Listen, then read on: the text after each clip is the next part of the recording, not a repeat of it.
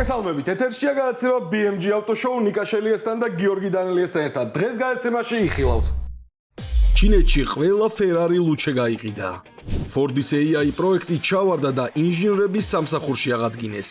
Toyota დიდ ავიაციაში მიდის. მოგიყვებით Formula 1-ის ბოლიდზე, რომლის წინააღმდეგ ყველა უძლური იყო. გიორგი დანელიას სხვა რაკურსით დაგანახებთ BMW i36-ს. შიომღვიმის ბოლოში გვჭირდება ევაკუატორი. სტუმრად გვეყოლება გუგა კირვალიძე, ვისაუბრებთ საქართველოს დრიფტის ჩემპიონატზე. იმ დღეს ლომაძეს ჰქონდა გასთორილი რაღაცა Mercedes დუგავდნენ, ინტრიგა ჩააგდოდა. ეხლა მოიც Mercedes-ს შეიძლება გადაჟდნენ როგორც მოსალოდნელი იყო Ferrari-ზე, რაც თქვით, ზუსტად ისე ახდა ყველაფერი. ყველა ლუჩე, რაც იყო ჩინეთის ბაზრისთვის გამოყოფილი, გაიყიდა. 88 წელი. 88 წელი და მოთხოვნა კიდევ არისო და Ferrari ამბობს, რომ ჩვენო შეზღუდულები არა ვართო ამ მანქანაშიო, ეხლა ყავსო მაგისთვისო კიდე მანქანები და გავაგზავნით. ეგრეც ვიცოდი, იმიტომ რომ ზოგადად ჩინეთში არის კანონი, რომ შიდაწვის ძრავი. გადასახადი არის ბევრი. გადასახადი არის ბევრი, შეყვანა არის ძალიან რთული, წლებზეც არის დამოკიდებული და სხვათა შორის ჩინეთში უფრო იაფიღებს. ლუჩე ვიდრე იმაში ევროპაში და იმიტომ რომ თავიდანვე ჩემი აზრით Ferrari-ს გათვლა ის იყო, რომ მოდი ჩინელებისთვის შევქმნათ ელექტრო Ferrari, რომ ჩინელებმა განსხვავებული ავტომობილები. აი, შეგვიძლია ვთქვათ, რომ ხომ გეუბნებოდით. ხომ გეუბნებოდით. არა, თავიდანვე ანუ რო ვფიქრობდი, რომ ანუ ლოგიკურად რატომ გააკეთეს ესეთი რაღაცა, სხვა პასუხი მე არ მქონდა მაგაზე და ანუ გამართლდა კიდევაც რა. ჩინეთში და აზიის ქვეყნებში გაიყიდება ეგ ავტომობილები და ისე ამოვნებენ რა.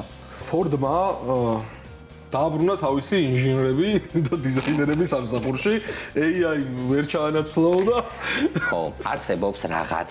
კი, არსებობს რაღაც. AI ვერ გაკეთებს. რასაც ადამიანი სჭირდება, ხელები სჭირდება და ადამიანური გრძნობა სჭირდება. იმ რაღაცა დეტალებს ვერ არჩევდაო, ვერ ასწორდაო, შესწავლებს ვერ პოულობდაო და წარმოიდგინე, ავტომობილის მექანიკოსი და ზოგადად ისეთი რაღაცა, რასაც ადამიანი ხელებით აკეთებს და გონებით, აი, რო შეეხება რაღაცას და მიხვდება ეს რა არის, როგორ უნდა დააყენოს, როგორ მოროს. ეგეთ რაღაცას ხელოვნური ინტელექტი ვერასდროს ვერ ჩაანაცვლებს. ის კი პოსტერს ვაკეთებინებ და ასოებს არასწორად მიწევს ხო? ხო, ანუ შანსი არის, რომ შენი ავტომობილი ხელოვნურმა ინტელექტმა ააწყოს, მოამზადოს და შენ დაჯდე მერე და იარო.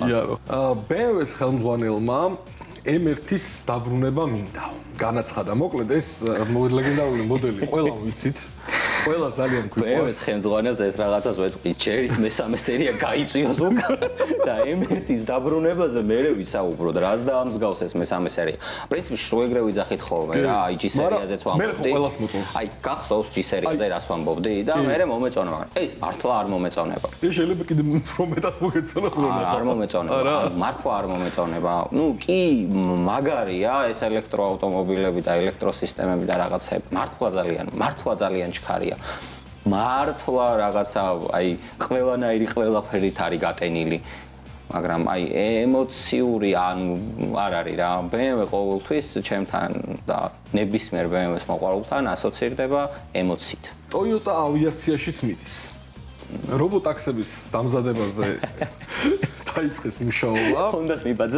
Honda-ს მიბაძეს კი ბატონო და ძალიან საინტერესო პროექტი იქნება, მალე ვიხილავთ და ჩვენმა ხელმძღვანელმა Toyota-მ განაცხადა, რომ ყველასთვის ხელმისაწვდომი უნდა იყოს ეს საფრენი აპარატებიო.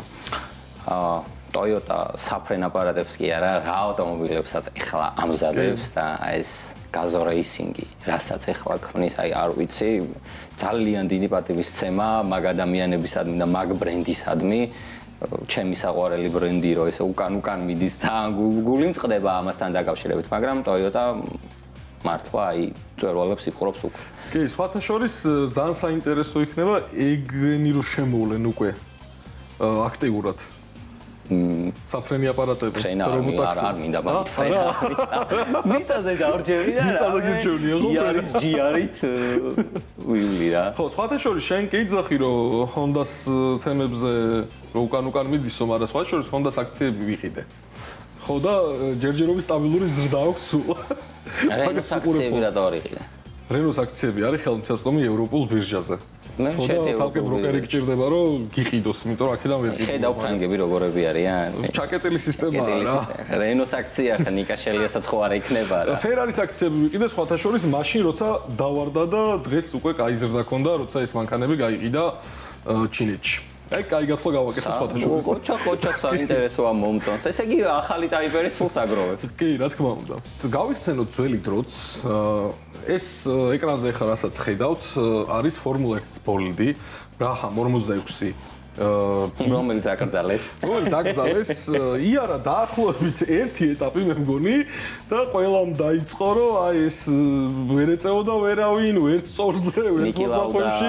იყო იქ კაცში, ჩემს აღმოსავლეთში. ხო და აღიარებული არის ცნობილ ჩიტინგად, ასე ვთქვათ, მაგრამ შეიძლება ჩიტინგად არ შევრაცხოთ ასე ვთქვათ ეს ყველაფერი, იმიტომ რომ რეგულაციები რაც იყო და დაწერილი რაც ჰქონდათ რეგულაციებში, იმას არ ეწინააღმდეგებოდა. ხო, ნუ მაგ პერიოდში მე მგონი ჩიტინგი იყო მაინც, იმიტომ რომ ნუ რაღაცა ამ გააჩნია რა, როგორ შევხედავთ, იმიტომ რომ რეგულაციით აკრძალული არ იყო ეს ყველაფერი, მაგრამ რო გამოიყენა, აუარა ვიღაცა ხრელი ნახა და გამოიყენა და აღმოჩნდა ისე რომ ვერავინ ვერსად ვერ ეწეოდა აბსოლუტურად ამ ავტომობილს, იმიტომ რომ დამწოლი ძალა ისეთი მაგარი ქონდა რომ მოსახვევებში იკარგებოდნენ ფაქტიურად სხვა ბოლიდები. გადაწყვიტეს რომ აიგრძალათ ეს ბოლიდი და მოდი ამ თემაზე ძალიან საინტერესო სიუჟეტი მოვამზადეთ და ეგვნახოთ და მე უკვე ძალიან საინტერესო კიდევ ერთი სიუჟეტი დაგიმრუდებით აც უკვე BMW-ს მოყვარულებისთვის. Andretti claimed pole in the 79, but the two fan cars separated him and Peterson, the Swede making another slow start on his home track. 1978 წელი. Formula 1 უკვე დიდი ბიზნესია. დიდი ტექნოლოგიებით, დიდი გუნდებით და კიდევ უფრო დიდი ეგოთი.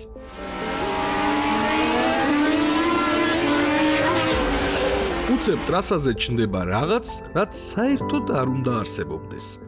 ეს არის Brabham BT46B. გარედან რომ შეხედოთ, თითქოს ჩვეულებრივი Formula 1-ის მანქანაა. იმ ეპოქისთვის დაბალი, გრძელი, აგრესიული ფორმებით, მაგრამ უკან რაღაც ძალიან უცნაური აღებია. რეაქტიული თვითმფრინავისთვის პროპელერის მსგავსი მოწყობილობა, რომელიც მანქანის უკნიდან პირდაპირ ჰაერს ისრუდავს. აი აქ იწყება ყველაზე საინტერესო ნაწილი. გუნდი ამბობდა, რომ ეს ყველაფერი ძრავის გაგრილებისთვისაა, მაგრამ ყველამ იცოდა, რომ ეს უბრალოდ ფორმალური ახსნა იყო. რეალურად კი ინჟინერმა გორდონ მიურიმ რაღაც ძალიან ჭკვიანური გააკეთა. მანქანის ქვეშ შექმნა ეგრეთ წოდებული ვაკუუმის ეფექტი. მარტივად ახსნათ. ვენტილატორი იღებდა ჰაერს მანქანის ქვემოდან, იქ-წნევა მცირდებოდა და ბოლიდი ფაქტობრივად ეწებებოდა ასფალტს. ეს ნიშნავს ერთ რამეს: მეტ მოჭიდებას, მეტ სიჩქარეს მოსახვევში და ნაკლებ სრიალს. ყველაზე ცუდი სხვა გუნდებისთვის ის იყო, რომ ეს ყველაფერი ნებისმიერ სიჩქარეზე მუშაობდა. Formula 1-ში ყოველთვის არსებობდა ეგრეთ წოდებული ground effect-ი. მანქანის ქვემოდან ჰაერის ნაკადი დამატებითი ჩაჭიდება. მაგრამ პრობლემა იყო, რომ ის მუშაობდა მხოლოდ მაღალი სიჩქარისას. ნელ მოსახვევებში კი ეფექტი სუსტდებოდა. Brabham-ის იდეა კი იყო მუდმივი ჩაჭიდება. BT46B გამოჩნდა ერთ რბოლაზე შვედეთის გრან-პრიზე. და იქ რაც მოხდა, ეს უკვე ლეგენდაა. მიუხედავად სკეპტიციზმისა, ბოლიდის სტარტზე არ იყო უბრალოდ კონკურენტული. ის იყო დომინანტი. მოსახვევებში სხვები თითქოს ჩერდებოდნენ. BT46B კი თითქოს რელსებზე მოძრაობდა. პილოტი ფაქტიურად იგებდა ბოლიდით, რომელიც ფიზიკის წესებს სრულიად სხვანაირად კითხულობდა. ბოლის შემდეგ პადდოკი არ იყო აღფრთოვანებული. იყო უფრო ესეთი ემოცია, რომ ეს არ არის სამართლიანი, ეს არ არის ნორმალური, ეს საერთოდ რა არის. სხვა გუნდების ინჟინრები ფაქტობრივად ვერ ხსნიდნენ, როგორ უნდა გაეკონტროლებინათ მსგავსი კონცეფცია, რადგან პრობლემა მარტივი იყო. ბოლიდი ტექნიკურად არ არღვევდა აშკარად დაწერილ წესებს, უბრალოდ იყენებდა მათ შავ ხვრელებს. Formula 1-ის წესები ხშირად ზღუდავს აეროდინამიკას, ქვედა ეფექტს, დამატებით აქტიურ სისტემებს, მაგრამ 1978-ში არ იყო ნათლად აკრძალული აქტიური ვენტილაცია, რომელიც მოჭიდების ძალას დიდა. Brabham-მა უბრალოდ თქვა, ეს მხოლოდ გაგრილების სისტემაა, მაგრამ რეალურად ეს იყო აქტიური ეგრეთ წოდებული downforce გენერატორი. One race, one win, the Brabham fan car. მიუხედავად იმისა, რომ ბოლიდმა მოიგორბოლა, პოლიტიკა უფრო სწრაფად მუშაობდა ვიდრე ტრასა. სხვა გუნდებმა დაიწყეს პროტესტი. Formula 1-ის ხელმძღვანელობამ სწრაფად შეაფასა სიტუაცია. თუ ეს დარჩება, მთელი სპორტი გადავა აქტიურ სისტემებზე, ხარჯები გაიზრდება, ბალანსი დაინგრევა და მიიღეს მარტივი გადაწყვეტილება. მანქანა აიკრძალა. დიახ. ერთ რბოლაში გამარჯვება და ბოლიდი შემდეგ პირდაპირ ისტორიის სანაგვეზე მოისროლეს. ყველაზე სასაცილო ნაწილი ისაა, რომ BT-46B იყო ერთ-ერთი ყველაზე სწრაფი ბოლიდი, რაც იმ დროისთვის არსებობდა. ანუ ინჟინერმა შექმნა იდეა, რომელიც ტექნიკურად მუშაობდა, სპორტულად იყო დომინანტი, მაგრამ პოლიტიკურად ძალიან კარგი აღმოჩნდა იმისთვის, რომ ეს ასე დარჩენილიყო. ისტორია გვასწავლის, რომ ეს ამბავი რეალურად არ არის მხოლოდ ბოლიდზე. ეს არის კლასიკური ავტოსპორტის ფორმულა. ვინც უკეთ კითხულობს წესებს, ის იგებს. BT-46B იყო მაგალითი, სადაც ინჟინერიამ ფაქტობრივად ამოატრიალა სისტემა. და მიუხედავად იმისა, რომ ბოლიდი სწრაფად გაქრა, მისი იდეა დარჩა ისტორიაში როგორც ერთ-ერთი ყველაზე გენიალური ლეგალური ჩიტი ფორმულა 1-ში.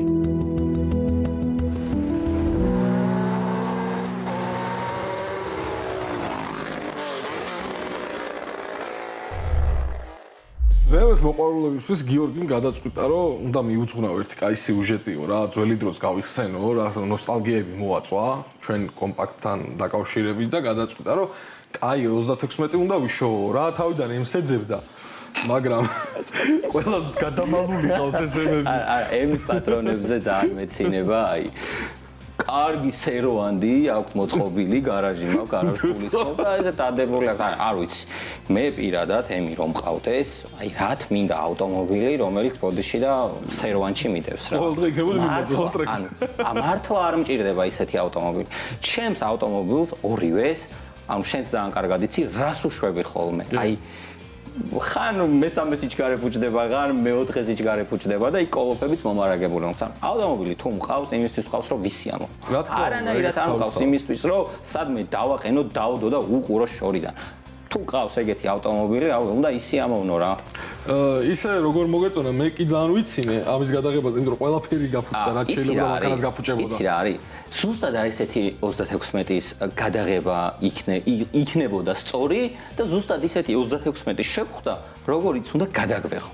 და მაგასაც ავხსნი. იდეალური 36 ყველას ეცოდება გასაფუჭებლად. ამიტომ მაგ ავტომობილისგან ემოციებს დიდად რო გითხრა, ეხლა 36-ის პატრონები იღებენ თქო, არა. მაგრამ ესეთ სტილში აწყობილი 36 არის აი უამრავი ბევრი მაგარი ემოციის გენერატორი. ნუ ნახოთ სიუჟეტი და მე უკვე სტუმართან ერთად დაგიბრუნდებთ. შიომღვიმის ბოლოში გვჭირდება ევაკუატორი.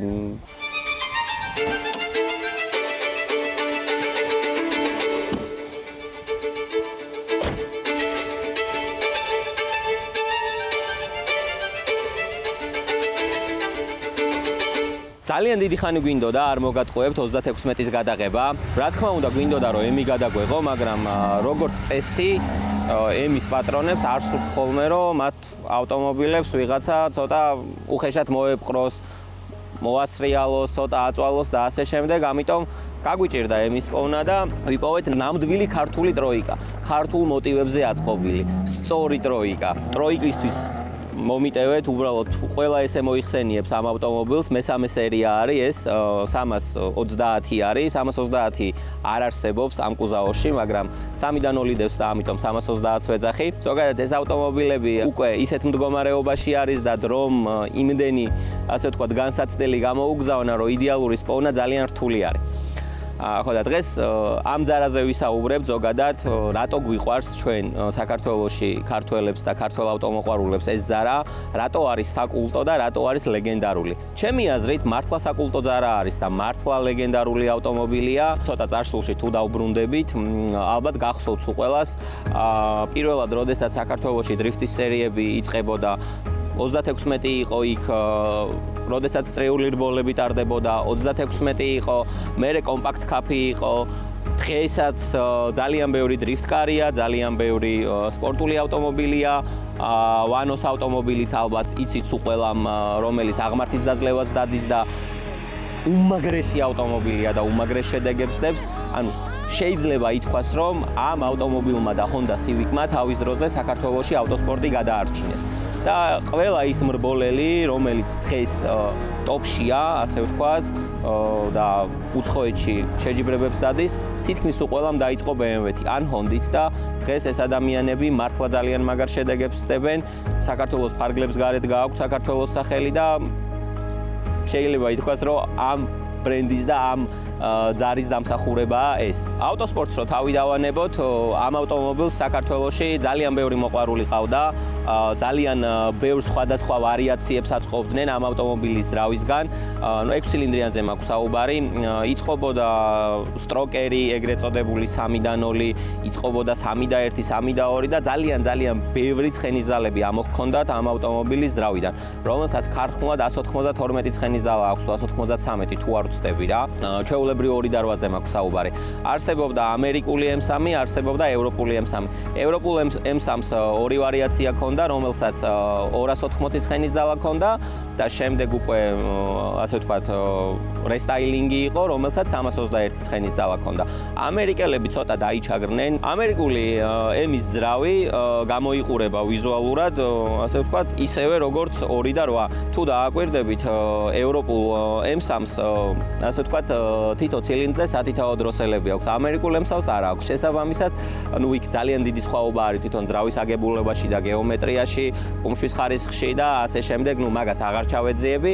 ამერიკულ M3-ს აქვს 240 ცხენისძალა და ხშირ შემთხვევაში, როდესაც საქართველოში ამერიკული M3-ები ჩამოყავდათ, აქ კარგად გაკეთებული ხელებნაფათურები 2 და 8 ასწრებდა ხოლმე და არ იყო რა პოპულარული ამერიკული M3 საქართველოში. მიუხედავად ამისა, დღეს ძალიან მოთხოვნადი გახდა და ძალიან დაფასდა ამერიკული M3-იც და თითქმის ყველა ავტომოყვარული დაძდევს უკვე ამ ავტომობილებს, ცდილობენ რომ იყიდონ, ჩამოიყვანონ, მით უმეტეს ახლა ახალი კანონი გვაქვს და 30 წელს ზემოთ ავტომობილების შემოყვანა შეგვიძლია, რაც ძალიან მაგარია და მე იმედი მაქვს რომ ძალიან ბევრი კარგი ძველი ავტომობილი შემოვა და ასე ვთქვათ ჩვენი ავტოპარკი გალამაზდება ესეთი ეგზოტიკური ავტომობილებით. როდესაც Supra გადავიღე, 36-ზე ვთქვი, რომ ძალიან უხარისხო ინტერიერი აქვს თქო და იშლება თქო რა 36-ის ინტერიერი და ძალიან ისეთი გამოხმაურება მოყვა ამას, რომ არ არისო ეგრეო და რაღაცე კარგით რა. 36 მეც მყოლია, ნიკასაც ყოლია და ჩვენ სამეგობროშიც ძალიან ბევრ ადამიანს ყოლია და ძალიან გთხოვთ რა, გვასწავლით რა იშლება და რა არ იშლება. დაპრესილი კარდონისგან აწყობილი აბიუკები აქვს ავტომობილს და ყველაფერი ზვრება და ყველაფერი ფუჭდება. აი საერთოდ ყველაფერი ზანზარებს და ყანყალებს ამ ავტომობილში, როგორც კი ასაკში შესული არის და ოდნავ ცოტა ისეთი არასწორი მეპატრონე ყავდა. ანუ გარბენი ამ ავტომობილს ძალიან მაგრად ეთყობა.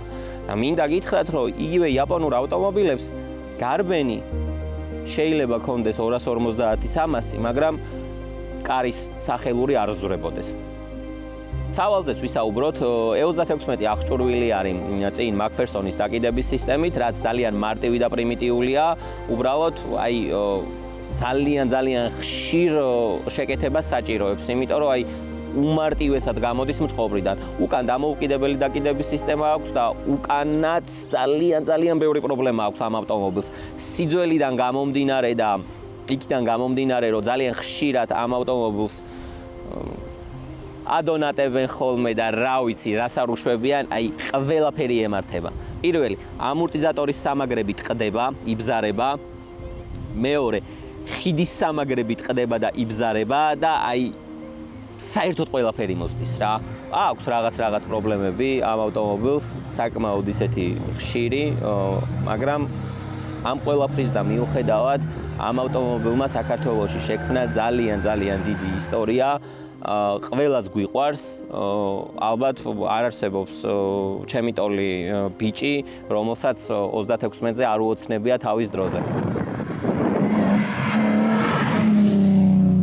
ასევე მინდა იმ ადამიანებსაც გამოუღადო პატივისცემა, ვისაც ეს ავტომობილები ყავდათ და დღევანდელ დღემდე ცოცხლებმა მოაღწიეთ. ნამდვილად კარგი მძღოლები ხართ. ამ ავტომობილი ძალიან ბევრი ადამიანი იმტრეოდა ხოლმე და ხშირად ყოფილა სამწუხაროდ შემთხვევა, რომ სავალალოდ დასრულებულა. ეს ამბავი სპეციფიური მართვა სჭირდება ამ ავტომობილს, მით უმეტეს თუ 6 ცილინდრიანი არის და მით უმეტეს თუ გაკეთებული იყო და საკმაოდ კარგად კეთდებოდა ხოლმე ყოველთვის ალბათ გახსოვთ და იცით უყველა.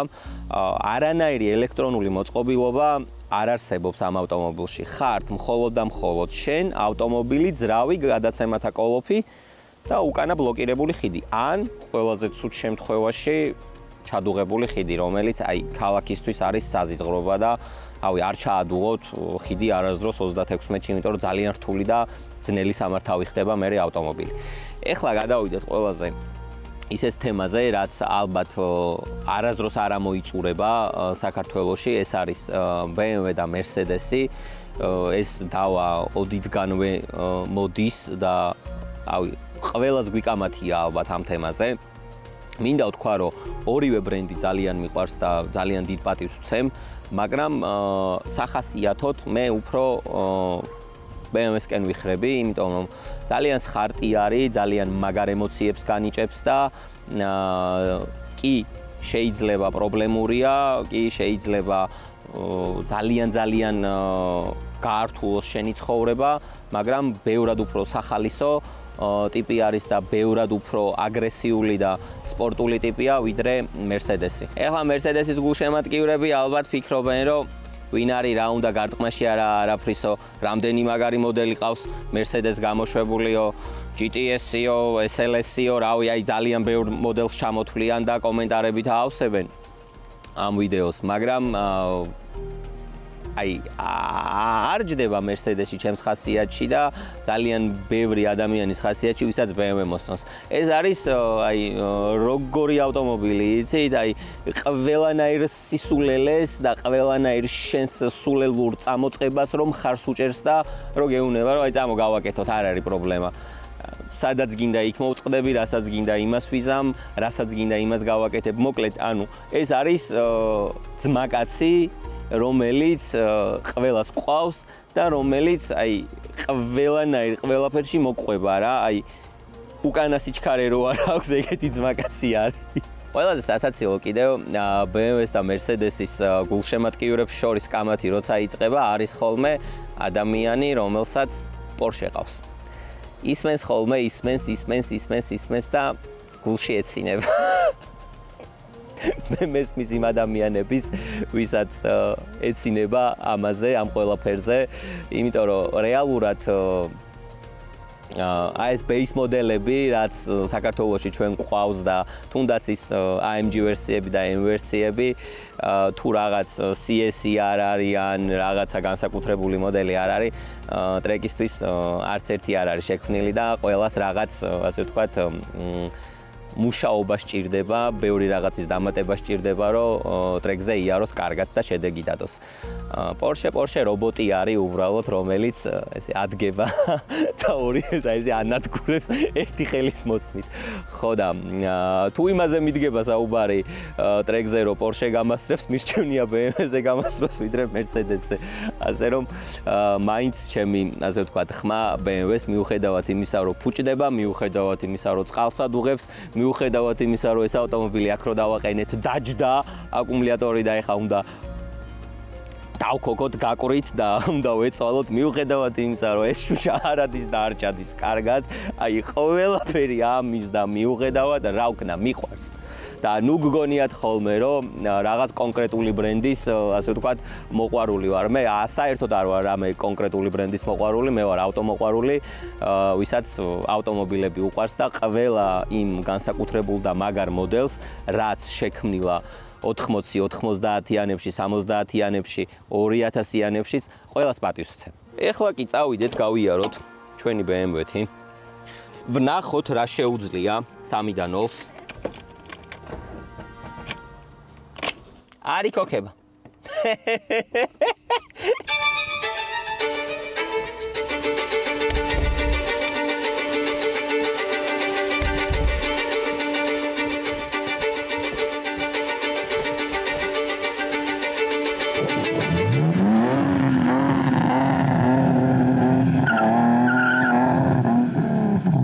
ძალიან ემოციური სამართავი არის მართლა.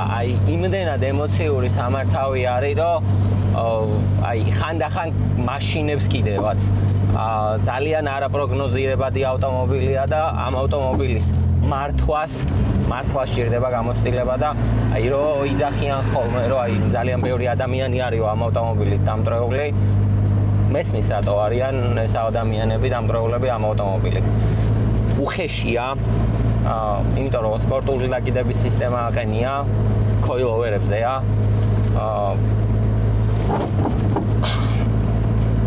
აი ხვდებით ალბათ რამდენად უხეში არის. ყველაფერი ხმაურობს ინტერიერში საერთოდ, მაგრამ მაინც დადის.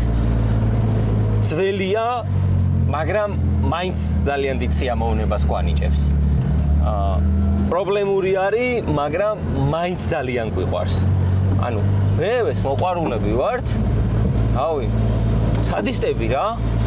იმის და მიუხედავად, რომ ნერვებს გვიშლის, სულ ხელოსანთან უნდა ვატაროთ, სულ რაღაც პრობლემა აქვს და ექმნება. მაინც გვიყვარს, ყავს და შეძლებს დაგვარად უვლით. ზოგი ცუდად, ზოგი კარგად.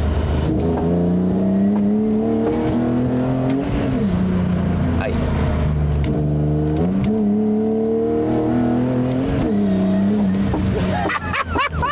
ტიპიური მე და შევრჩა ხელში. ეს არის ემოციების გენერატორი. ავტომობილი, რომელსაც შეუძლია რომ მოგანიჭოს უაზროდ ბევრი და კარგი ემოცია. ამისთვის არის ეს ავტომობილი შექმნილი. ყოველ ჯერზე, როდესაც E36-ს ვატარებ და ვმართავ, ხვდები რატომ უყვართ ამ ავტომობილის პატრონებს ეს ავტომობილი ასე ძალიან.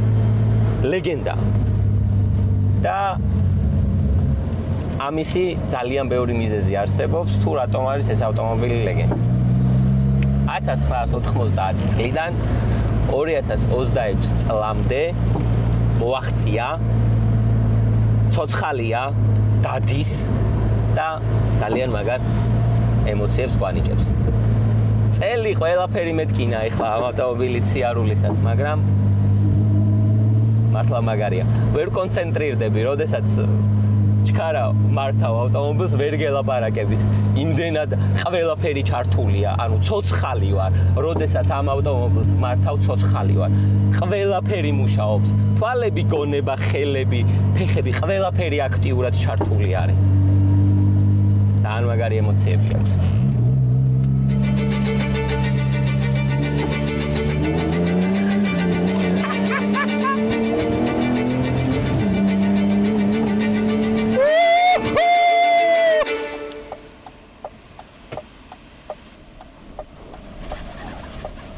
საკმაოდ ისეთი BMW-ისთვის გავრცელებული რაღაცა შეგვეთქვა.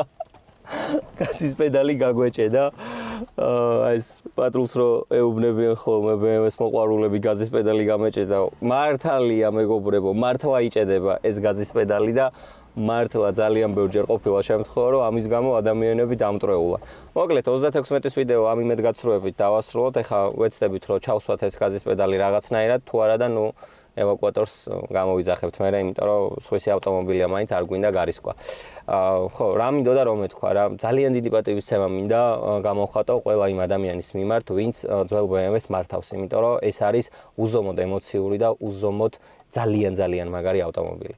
კი მესმის რომ ძალიან ბევრი პრობლემებს გვიქმნის და ძალიან ბევრი პრობლემა აქვს იქიდან გამომდინარე რომ ძველია, მაგრამ აი მთელი დღეა დავდივარ და აი სიამოვნების მეტი არაფერი არ მიმიღია. იმის და მიუხედავად რომ ფუჭდება, იმის და მიუხედავად რომ არაკომფორტულია. ასე რომ, რა ვიცი, იყიდეთ BMW, ააწყეთ და ისიამოვნეთ. აი, აბივკა. BMW გიყვარს, კარგია, მაგრამ ძალიან ბევრი პრობლემა აქვს. მაგრამ მაინც გიყვარს, მაინც გინდა. ევაკუატორი მცხეთაში.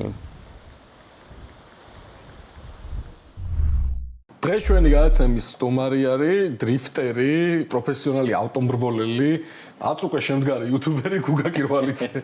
მოგესალმებით გუგა, მადლობა ძალიან დიდი სტუმრობისთვის, რომ მოხვედი ჩვენთან სტუდიაში გამონახეთ, რომ დავიწყოთ ცხელი თემით.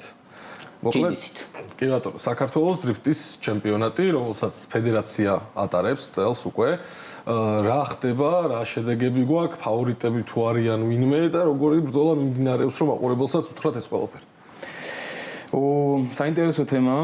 წელს როგორც იცით, შეიცვალა საქართველოს დრიფტის ჩემპიონატის საორგანიზაციო გუნდი და წელს უკვე ატარებს საქართველოს ავტომობილ სპორტის ფედერაცია და ნუ ამ ყველაფერს რაღაცნაირად თავს უყრი, მეც გარეული ვარ მაგამ ბავში მოკლედ.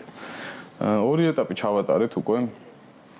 საკმაოდ კარგად მიდის იმის გათვალისწინებით, რომ მაინც რაღაცა ცვლილება როა და ახალია, ყველაფერს დრო ჭირდება. ფორმატი შეიცვალა ჩემპიონატის, მიმართულება შეიცვალა. აი რასაც ვამბობდი, რომ რაღაცა ხედვა უნდა კონდეს ჩემპიონატს, რაღაც საკმაოდ ისეთი რადიკალური ცვლილებები გავატარეთ.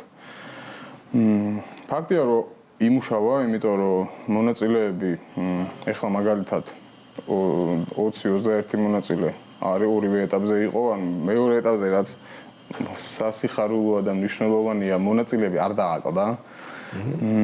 და ძალიან დიდი იმედი მაქვს, რომ წლის ბოლოსაც დავამთავრებთ იგივე ციფრით, ყოველ შემთხვევაში თავიდან როცა მივედი იმ შეთავაზებით, რომ აი ამეთქი ამ ამბავში ჩავერთები და მე ვხედავ და ასე შემდეგ.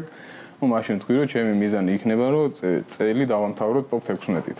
top 16-ით თუ დავამთავრეთ წელი, ვიტყვი, რომ ძალიან კარგი საქმე გავაკეთეთ, წინა წლების გამოცდილებიდან გამომდინარე. King of Drift-იდანაც ძალიან ბევრი მონაწილე გადმოვიდა, ასე ვთქვათ, და თან არიან ახალგაზრდები.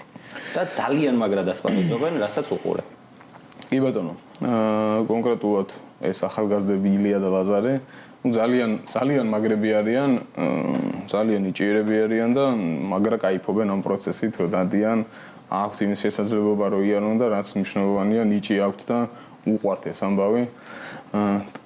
ასევე მნიშვნელოვანი ის არის, რომ კინგიდან მე მინდოდა რომ ყოფილიყო ლოგიკური ბმა კინგის საქართველოს ჩემპიონატზე. რასაც ვამბობდი, არ შეიძლება რომ საქართველოში იყოს ისეთი ძვირი სპორტი, რომ უეჭველი 50-70 და 80,000 დოლარიანი მანქანა გჭირდებოდეს. მაგისთვის რაც ვქენით, ეხლა ვისაც ყავს ეგეთი მანქანა, რა თქმა უნდა, მაგარია, ვისაც შესაძლებლობა იქნება აუცილებლად ეგეთ მანქანას ააწყობს და მაგარი იქნება, მაგრამ წელს ცოტა გზებით შეუწყე ხელი იმას, რომ ვისაც არა აქვს მაგის თავი და ყავს მაგალითად 5-დან 0, 5-დან 0-ში რაღაცები შეყარა, იქ დუგები შეაყარა, რაღაცა 1-2 რაღაც გაუკეთა და გამოვიდა და მაგის მაგალითი ზარი ხა.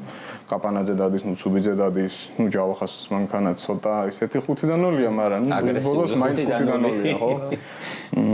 ხო და აი ეს რომ 5-დან 0-ებსაც შეუძლიათ ტრაექტორიის გავება და კვალიფიკაციაზე ნორმალური შედეგის დადება და წყვილებშიც სიარული უწყობს ხელს იმას, რომ კინგიდანაც მარტივად გადმოვიდნენ მონაწილეები. ანუ კონკურენცია გაზარდეთ, ასე ვთქვათ, მაგ ყველაფერს. კონკურენციაც იზრდება და ინტერესი და შესაძლებლობაც იზრდება, რომ უფრო მარტივი გახდეს საქართველოს ჩემპიონატში ჩართვა და არ იყოს რაღაც ის, რომ აუ ძმაო, აბა მე ორი სახლი უნდა გავყიდო და ისე ვერ მოვალ და მარტივი გახდა უფრო ამ ამბავში შემოსვლა რა. ისე ახალი სახეები თუ არიან? ვისაც აქამდე საერთოდ კავშირი არ ქონია ამ სპორტთან? არა, ვისაც კავშირი არ ქონია ამ სპორტთან, ხა პირდაპირ საქართველოს ჩემპიონატზე ვერ მოხდება. მაგრამ ხო, ეხა ილია და ლაზარე მაგალითად ფაქტიურად ახალი სახე ერთი წელიც არ არის, რაც დადიან რეალურად, ხო და ძალიან ისე აგრესიულად და ხმაურიანად შემოვარდნენ, ორივე ეს მეორე მანქანები, ორივე პირველი სერია აწყო, ორივე ძალიან მაგარი მანქანაა და თვითონაც დაფრინავენ რა, პატარები არიან, ყველაფერი ხელს უწყობს და მგონია რომ ძალიან მალე ჩააჩოჩებენ ამ უკვე ისეთ ცნობილ სახეებს და მოახდებიან პოდიუმის ზედა საფეხურებს. კი, საჭიროა და თან როცა აი ესეთი ხედავ რომ რაღაცა დადებითია და ნიჭი აქვს და ასე შემდეგ კიდევ უფრო სასიხარულოა. თან საკმაოდ პატარები არიან. რამდენი წლისები არიან? როგორც იქნა ორივე გახდა 17 წლის. ორივე 17 წლის. როაც აიღებენ უკვე.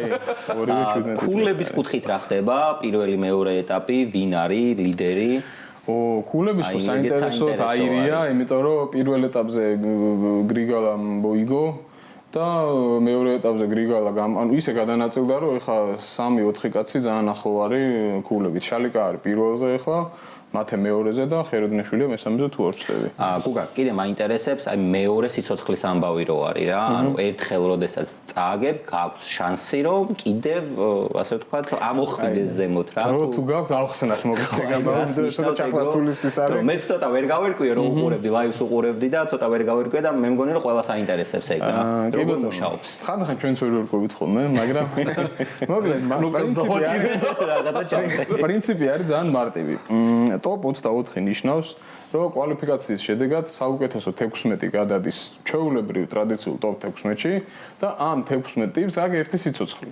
ესე იგი, რომ წააგებს გადავარდება წაგებულების ბადეში. ორი ბადე რო წარმოვიდგინოთ, აქეთ არის 16, აქეთ არის წაგებულები. კვალიფიკაციაში მე-17-დან 24 პოზიციის ჩათვლით ვინც არის, ვარდება პირდაპირ წაგებულების ბადეში და ამათ არ აქვს ერთი სიცოცხლე. ანუ წაგებულების ბადეში ვინც წააგებს, მიდის სახში. ვინც მოიგებს წაგებულების ბადედან აგრძელებს ფინალამდე.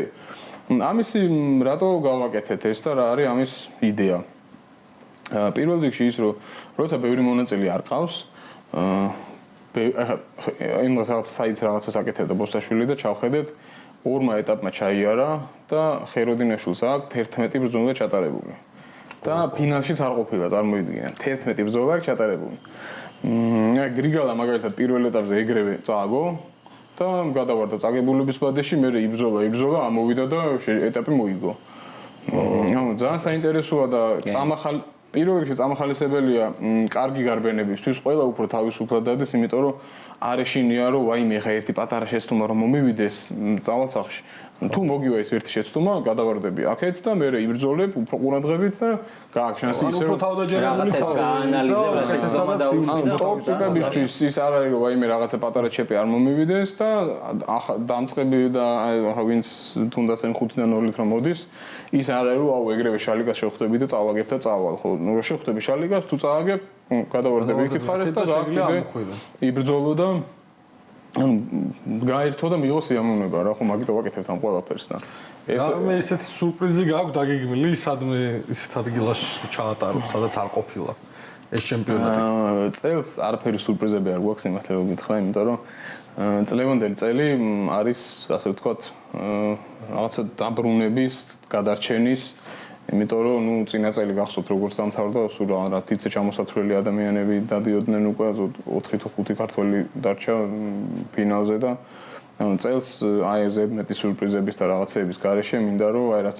თავიდანვე რაც თქვი რომ ნუ მინიმუმ აი ტოპ 16 დავამთავროთ ტოპ 16 თუ წლევანდელი წელი დავამთავრეთ ძალიან გაყოფილი ვიქნები რა რეგიონებიც ამოვიღეთ წელს იმიტომ რომ ჯერ ეს ერთი ის რომ რეგიონები აძვირებს ამ ყველაფერს საორგანიზაციო კუთხითაც რთულია და რეგიონში რომ ჩაატარო უსაფრთხოდ ძალიან დიდ ფინანსებს მოითხოვს ერთი ეს და თუ ჩავატარებ აუცილებლად უნდა იყოს მაქსიმალურად დაცული და უსაფრთხო შანსი არ უნდა იყოს რომ ვინმე იქ გზაზე შემოვარდეს ვიღაცა ბეტონს დაეჯახოს და ხალხში გადააგდოს და ასე შემდეგ მონაწილეებისთვისაც რთულია იმიტომ რომ ნუ გვესმის ხო ხომ უნდა ერთელი შენი გუნდი უნდა წაიყვანო პირობითად ზუგდიდში იქ იცხოვროთ რაღაცა ფაქტიურად ერთი კვირა უნდა მოწყდეთ ნუ ჩვენთან არ არის ხო ეგრე ხა ყველას აყავს ეგრე ხელფასიანი გუნდები ყველას მეგობარია ყველას თავის საქმე აქვს ყველა ოჯახი ყავს და უნდა მოწყვითო ამ ყველაფერს ერთი კვირა ნუ დღევანდელ დღეს რთულია ეგეც და გამომდინარე იქიდან რომ ქალაქში უსაფრთხოებას ვერ დაიცავს ხონერია თუ ბეტონებით არ შემოღობე ხო ამ ბეტონებში გამოცდილებამაც აჩვენა რომ ძალიან ბევრი მანქანა იმტრეოდა და არ არის ჩვენთან ახლა ზაპასი მანქანები და ერთი მანქანა დაიმტრა და დავაი მეორე გამოვალ ესე არ გამოდის ამიტომ ახლა ორი ეტაპი ჩავატარეთ და ფაქტიურად არც ერთი მანქანა ისე არ დამტრეულა რომ აი თუნდაც საბურავი მომძრალიყო ახლა ეგ მარტო ჩემი დამსახურება კი არ არის მაგრამ შეჯახებები ხო ლაითი ავარ შეჯახებები უბრალოდ რა ნუ ახლა ორი მანქანის კონტაქტი მაგრამ სულ რომ მაშინ ტრიალ მინდორში გავუშვა მაინც შეიძლება ხა დრიფტია მაგრამ ანუ კედელზე დაჯახება და ისეთი რაღაც რომ ანუ მაქსიმალურად ვცდილობთ რომ ისეთი გზა მოვაწყოთ სადაც დამტრეების პროვოცირება არ იქნება ეს კედელთან ახლოს ჩაიარე და რაღაცებს წელს ვერიდებით იმიტომ რომ ნუ მაგმიზეზის გამო რომ ეს დამტრეები არ იყოს და ანუ როცა მანქანას დაამტრევ გაატოტალებ მე ზოგს გული უცრუდება ზოგს ფინანსები უცრუდება ზოგს რაღაცა და ანუ უბრალოდ გამოდის ის რომ გამოაკლდება მონაწილე თორე რა ვიცი ყველას გვიყვარს ახლა დრიფტი ახლა ფორმულა დრიფტს რო უყურებ და კედელთან რო 100-ით მიდის ტიპი ახლა რაღაცა მაგარია მაგრამ ხო მან რეალობას უნდა ხო მაგალითად სხვა რაღაცას და რეალობას თვალი უნდა გავუსწოროთ საჯებზეც ვისაუბროთ, ვინ ყავს, ვინ არიან. მე ვიცი რომ ორი ქართველი არის და ერთი უცხოელი. ხოდი საჯებზე არის. ვინ არიან ის საჯობა არის ძალიან პრობლემური ამბავი დრიფტში. იცი რა პრობლემურია, როგორ შეხედავ გააჩნია. დრიფტს შეჯიბრზე რომ მოდიხარ, იცი რომ გაფასებს 3 ადამიანი, რომელიც გარდაუვალია რომ რაღაცა შეცდომა დაუშვეს. ადამიანები ვართ და რაღაცა შეცდომას ყოველთვის დაუშვებთ. ჩვენთან ახლა მსაჯები არიან ჰაიკო, საბა სიდამონიძე და ზურა დიასამიძე. იყო რაღაცეები, განხილვები, გამოხილვები და კითხვის ნიშნები. ნუ გასაგებია, უბრალოდ კიდევ ერთხელ უნდა გავითვალისწინოთ, რომ მსაჯები არიან ადამიანები და აფასებენ იმ მომენტში, რასაც ხედავენ და ხშირად როგორ არის ხოლმე, იცი, აი შეჯიბრი რომ ჩაივლის, მე ერთი კვირა ერთანეთში ლაპარაკობთ, იქ ვიდეოს უყურებთ, იქ ვიღაცა ონბორდს იპოვის, იქ ვიღაცა მაყურებელი გადაიღებს და ერთი კვირა 10 კაცი ერთანეთში ვილაპარაკებს და ის გადაწყვეტილება არასწორი იყო. ხო, ნუ შეიძლება, მაგრამ იქ როცა მსაჯობ და შეჯიბრია, ამდენი დრო არ არის, ამდენი ის არ არის, ხო, ანუ ხა 1 საათი ვერ დაждები და თითო გარბენს 1 საათი ვერ დაუწყო. ფეხბურთში ეგრე ხა მსაჯი არა, იმასაც მოძახ სანამ ვარიდან ვარის დროსაც მოსuliათ შეცდომა, ხო? რაღაცა შეცდომა ყოველთვის შეიძლება გაიპაროს, თუმცა, ნუ, რა ვიცი, აი მაქსიმალურად ვთქვით, რომ კამერებიც ისე დავაყენოთ, რომ რაღაცა შეცდომა არ გაიპაროს, ყველა რაკურსი გქონდეთ, გამეორება გქონდეთ, რა ვიცი, მსაჯების თავის მხრივ მაქსიმუმს ცდილობენ, ხა ვიღაცა ყოველთვის გამოჩნდება ვიღაცა ვინც იტყვის, რომ აი მათემ იმიტომ მოიგო, რომ გუგას მაკაცია, მაგრამ ნუ რავი, აგერ გუგას მაკაცი არის დათო ჭეიშვილი და წააგო გიორგისთან და აი იბდონი და ყველაფერს იადი გაბრაზებული იყო, რომ აი მეტი არ შეიძლება და დათო და საბაც უშუალოდ მაკაცები არიან და ასე შემდეგ. აი ახლა როგორც პროფესიონალი დრიფტერი რა. მე და დანოს არასდროს არ გვივლია, ესე არ დრიფტის ჩემპიონატი კი არა, წინაწამყვანებზე ვარ გაზრდილებ ფაქტიურად და რუჩნო ისიქით ეგ შენ ხარ გაზრდილი წინაწამყვანი. შენ ახალ დაქსი და მოსრიალდი, მოწყდი მესამეში რომ მისცა სწორზე, იმე დატრიალდა. აი ხა ჩვენ რო გვიყურებ რა, აი რამდენ ხანს შეიძლება შევისწავლოთ დრიფტი. შენ პროფესიონალურ დონეზე. შენ ვერასდროს შენი. ეგ ძალიან ინდივიდუალურია. კაცო ლიოს შეიგრა. კარტობის დონეზე მაგნასიარულები. მე ხო მაგ ჩემი დრიფტის აკადემია და ხო ვამეცადინებ ხალხს. ძალიან ინდივიდუალურია. ვიღაცები მოდიან და შეიძლება რომ აი აბსოლუტურად არ კონდეს გამოცდილება უკანა წამყვანის და აი ერთ დღეში აი თვისოს დონატები ისე აი დამაჯერებლად გააკეთოს და რუიანზეც გაიქაჩოს. ვიღაცებს ჭირდებათ აი 3 გაკვეთილი რომ დონატი გაიგოს და ისიც კიდე რაღაცა ვერ მიდის იქამდე. აი ვერ იტყვი რა, ძალიან ინდივიდუალურია, მაგრამ შეჯიბრზე გამოსვლა კიდე აბსოლუტურად სხვა ის არის. და დრიფტის აზზე რომ მოხვიდი, ასე ვთქვათ, ნუ დრიფტის აზზე მოსვლაში რა ბევრი მირეკავს ხოლმე, დრიფტს რამდენ ხანში ვისწავლი. წაიკითხე. ვერ ისწავლი. რა 2013 წლიდან დავდივარ და მეც ყველა გავდაზე რაღაცა ახალს ვსწავლობ. ესე არა აქ რო აი შევისწავლე მე ხო ეგ არის, ხო. მაგრამ აი დონატი რო ისწავლო, რვიანი რო აი დაახლოებით რო წარმოდგენა შეგექმნეს აი გაზით რა შვება მანქანას, გაზი და საჭირო და ასინქრონო, ხელი და ფეხი რო დაასინქრონოს ტვინმა. ნუ დაახლოებით აი 1-5 გაკვეთილში უკვე აზე მოხვალ რა უნდა გააკეთო და შენით შეგეძლება რაღაცების გაკეთება, მაგრამ ის რომ შეჯიბრზე გამოხვიდე, ეგ ვაფშე სხვა რამეა, უკვე მოგჭირდება მარტო ვარჯიში არ არის, ხო, მაგას უნდა დრო, უნდა დაუთმო. მომზადება, მენტალიტეტი როგორ არ განწყობილი. ფიზიკურად მომზადება, ხა დრიფტი არ არის ეგეთი მომთხოვნი, რომ რაღაცა როგორც ახლა სხვა წრიული ბოლის და რალი მაგალითად, იმიტომ რომ ნუ ძალიან ცოტა ხანია გარბენი, მაგრამ მე წამიგწევდები. მაგრამ ანუ მანქანა უნდა შესაბამისად მომზადო, კარგად უნდა ივარჯიშო, ანუ შენ თუ ერთი კვირის წინ სხვაგან ივარჯიშე და შეჯიბრი სხვაგან არის, რა თქმა უნდა ის არ მუშაობს ხო ამისთვის, ანუ იმ კონკრეტულ გზაზე უნდა იარო, აი ფაქტიურად უნდა გადადო შენი ცხოვრების უმეტესი ნაწილი და თუ შეჯიბრზე გინდა სიარული რა. იმ დღეს ლომაძეს ჰქონდა გასთორილი რაღაცა Mercedes დუგავდნენ, ინტრიგა ჩააგდოდა. ო, საინტერესო. რაღაც ახალი ხო არ მზადდებანი. მე მეეჭვება ძალიან ახლა ვინმე გამოჩნდეს და აი მე BMW არ მინდა და Mercedes-ი თვლი მაგრამ. ეხლა მოიცი Mercedes-ი შეიძლება გადაждდნენ იქ? სადმე ეგეთ ადგილში Mercedes-ი არასდროს დომინირებდა საქართველოში. გახსოვს რამე იქ? ნუ როგორ უნდა დომინირებდეს ახლა 190-ს რა უნდა ექნა და იმას ახლა რა ვიცი. აი ნებისმიერ 36-ს 46 იყიდი მიხვალ ტოსპიჩი რაღაცას მიაყრი და დადის მანქანა. აი, მაგას 190 რო იყიდო ან რაღაცა ის რა ქვია, შარლოტა რო იყიდო, ნუ რა უნდა გავუკეთო ეხლა. შარლოტას რო შეჯიბზე გამოხდა. საერთოდ Mercedes არ ქონდა ყველაზე გრძელი დრიფტის რეკორდი? არ ვიცი. BMW-ს აქვს, მე რაც ვიცი, BMW-ს აქვს ეს იმპერატორი რო დადიოდნენ და მე რო თან. მე მგონი შარლოტა იყო F1 ის იყო, მე მგონი ეგ რეკორდი თუ არის. F1 არა, მე მგონი F90-ია და F1-ით მიდიოდნენ და ბენზინი ჩაუს. რაღაცა ეგეც ხო. ყველაზე არა, მე გულისხმობ ის კი არა ყველაზე დიდი ხანი. ყველაზე გრძელი. ქონდა Mercedes, როგორც მახსოვს. ეგ ინფორმაცია, რეკორდი ქონდა მაგის. Mercedes-ის მოყოლები დაწერა. ისე წარმოიდგინე BMW, რომელშიც დევს Mercedes-ის ძრავი და რომელიც არის იდეალური ლიგოარენისთვის და მადლობა, ძალიან დიდი სტუმრობისთვის. წარმატებებს გისურვებთ. და რა ვიცი, წლის ბოლოს მე ერთ შეჯამებას გავაკეთოთ უკვე რა, როგორ და რანაირად. გელოდებით 29-ში შენ გელოდებით 29 აგვისტოს ლიგო არენაზე რამეს დრივცე. მე ვიქნები ჩეკი. შენ იარე რაღაცა ნასკარები.